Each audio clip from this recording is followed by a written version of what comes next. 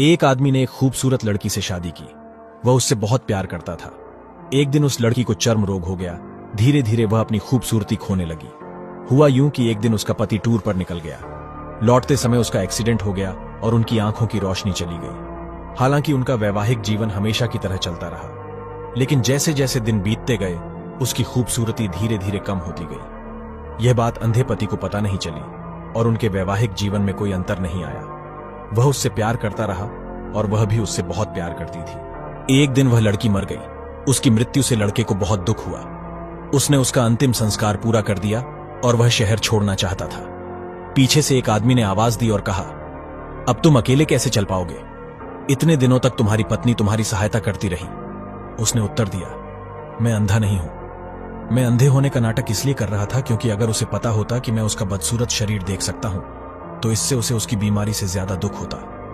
इसलिए मैंने अंधा होने का नाटक किया। वह बहुत अच्छी पत्नी थी। मैं तो सिर्फ उसे खुश रखना चाहता था।